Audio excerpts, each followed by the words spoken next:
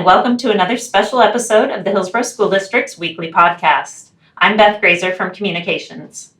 For the past 2 years, our school board has invited student representatives to serve alongside them in an advisory capacity, and the board is currently seeking applicants for the 2020-21 school year. This opportunity rotates between secondary schools each year, and in 2020-21, it will be open to incoming juniors and seniors at Century, Liberty, and Hillsboro Online. Today, we are joined by our current student representatives to the board, Maria Isabel Aguilar Alvarado from Hill High, Danny Adzema from Hillsboro Big Picture. Hello. And Andrew Goodwin from Glencoe. Hello. So great to have you all here. Thanks for joining us. Thanks for having us.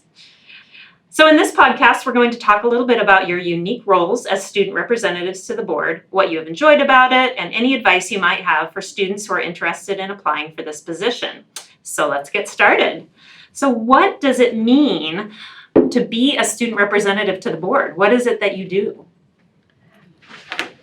So our role is to so our specific role is an advisory position. So we're like non-voting members to the board. And a lot of what we do is we listen to the same stuff that the school board listens to. We read the same materials that they get, and we can form our own opinions on things. And we sort of think about, specifically in our roles as students with the specific student bodies that we represent, we think what's the best for our group of students as well as the whole student body of the Hillsboro district as a whole, and we sort of take that unique perspective to the board, and we're like, hey, like I know you guys are seeing this from the perspective of teachers and staff and all of these other positions and all these other hats that you guys wear in the community, but here's what students are looking at, here's what students are looking forward to, and we just sort of bring that perspective to the board. We also serve as liaisons between the student body and the school board. It's really nice to get the opportunity to interact with our students, especially when they have questions about district happenings. A really good example of that was with our bond construction, especially during the past summer. There were a lot of students who had questions, so it was nice being able to answer those. Right. So, in your opinion, what makes a good student representative to the board? Well, first of all, I think you have to be a student, which is a very important part. And above that, you have to kind of like be open to what the district thinks and what the community also thinks. And like Danny mentioned, you have to be able to like think in the position of the students you represent, like your school. So, yeah. I think that another skill it's good to have, like completely echoing what Maria was saying about being sort of open to new ideas and like keeping an open mind, is as well as to like hold what you know and like trust that you know your life better than anybody else does. So when you're coming to the school board and coming to things, I haven't personally, and I don't think any of us have, but it's sort of talking to adults, sometimes it can be easy to sort of like be overpowered by someone else is saying that like something isn't happening. Then and as a student, if they're an adult, you're more likely to be like, oh, haha, but like knowing when there's an issue at your school and being like, this is something I know, this is something I believe in, and like standing to it. Right. I think a lot of times as adults in the system, it's easy for us to take the macro view of kind of the amalgamated experience of everyone, which we can't ever forget that doesn't negate the individual experiences that students and their families are having in our schools every day. So it is great to have that perspective brought forth. So thank you for that. What have you liked most about being student reps to the board? I think being involved in the community has really been my biggest, let me rephrase that. What I've liked most about being a student rep on the school board is really being able to reach out to the community, seeing what everyone thinks about specific issues, and really being able to be present in areas and being the sort of go-to person that everyone can put a face to a name, and really being there to as sort of an overall anchor for the community.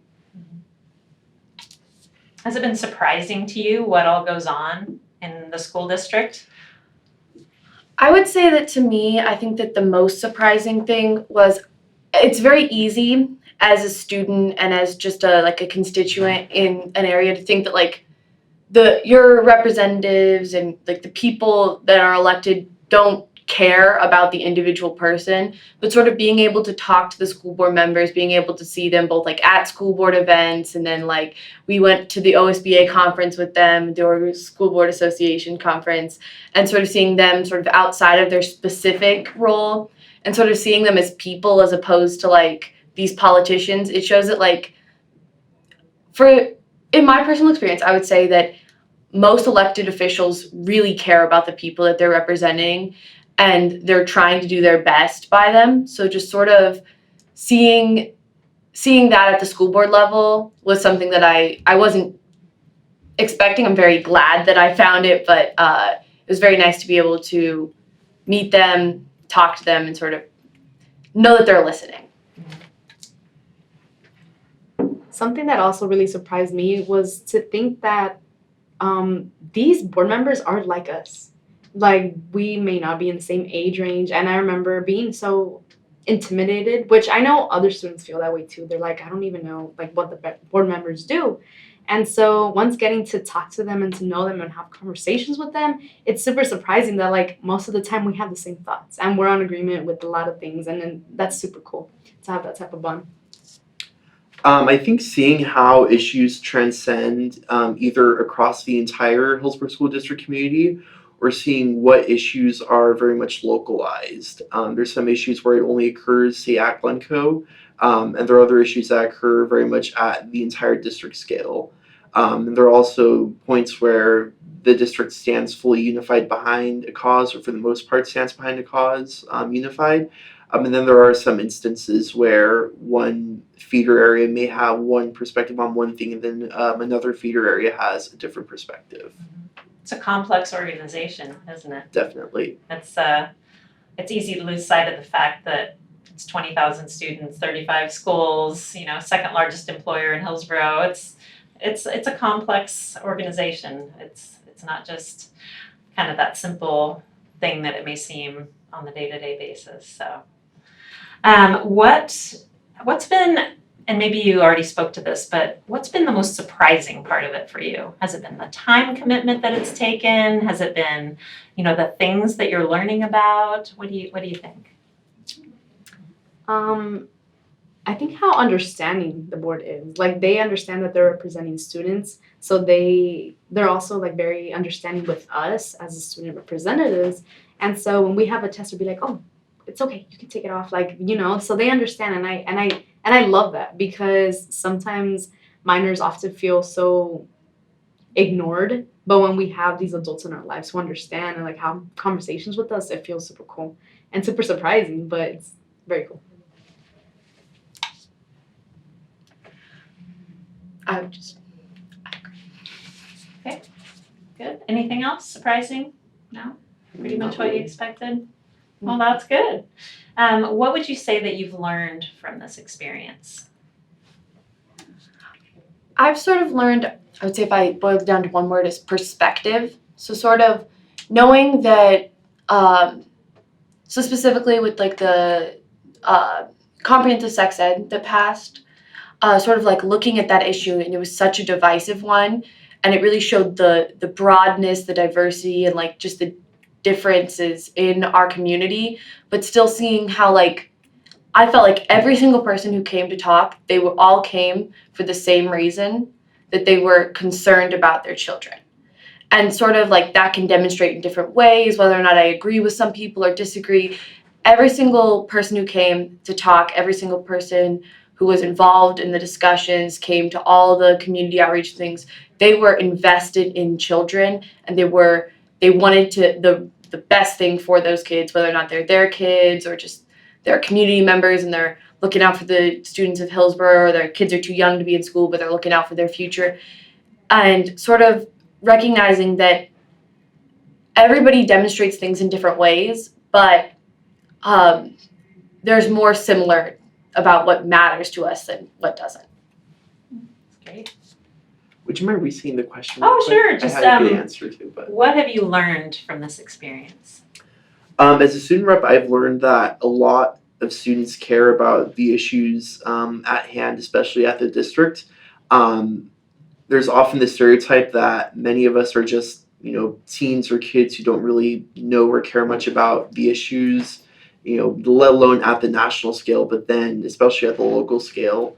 But we do have a lot of students that care about, for example, school funding, and they care about where tax dollars are allocated. And it's really nice, and I really appreciate seeing how many students really do care about that, because I think it says a lot about our generation, and especially the generation in the future of Hillsboro.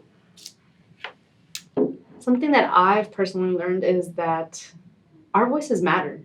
Like our opinions are significant in the board as well as in the community because, like I had mentioned before, sometimes people don't know what the board does, and so being included and being involved in on the board is like gave me that sense that our voice does matter. And to that, like the other students in our school see that our voices do matter because we're supposed to represent those students. And so if we think our voices matter, obviously they're gonna think so too. Yeah.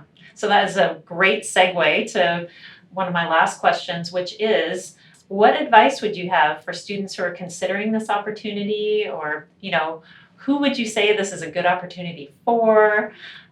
Just speak to that a little bit about the recruitment for next year.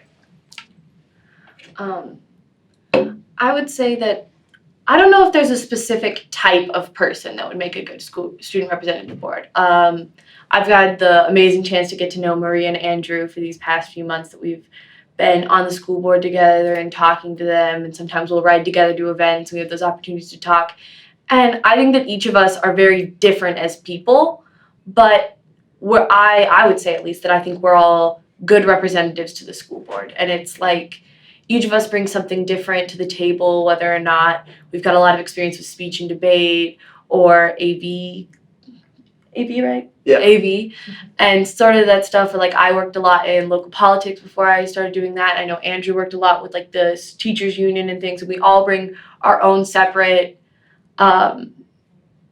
ideas and life experiences and everything to the board, and I think that that is really what's important.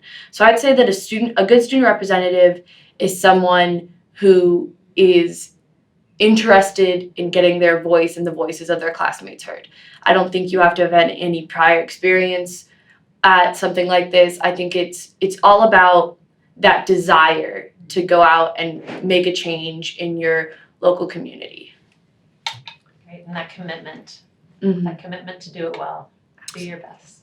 I guess my advice for a student interested in joining the board would be to get involved in something. You don't have to get involved like being a 3-sport athlete or doing something year round, but just something as small as joining the musical or being a part of the wrestling team or something where you can really get a well-rounded sort of knowledge of what's going on at the school level and knowing really what a lot of your constituents think. Because it's one thing to have your inner circle of friends and saying what they think, what you think, but then when you join a whole bunch of other things, you can really get an overall perspective of the issues at hand.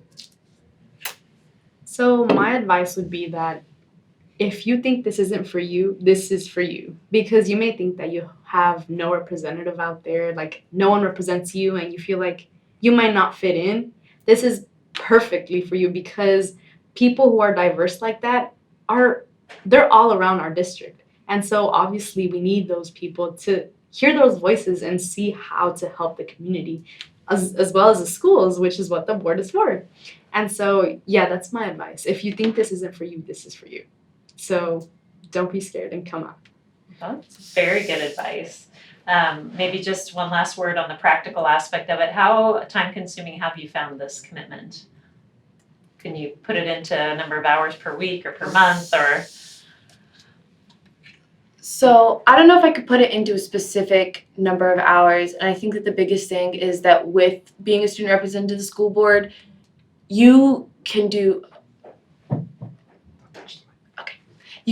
as as much or as little as you have time for. So there's definitely going to be the let's say 10 hours a month that you have to be there for the school board meetings, which are about twice a month.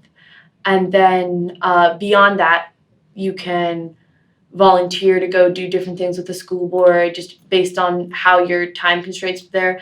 I'd say that on average, I've done about 40 hours a month with the school board in just different capacities during my time as a student rep, but that's definitely like varied based upon what's going on. If I've got midterms going, I'll probably just be going to the school board meetings and then going home and studying, or if I'm not doing as much, I'll be able to go out and do more. So it's really like based upon what you have time for.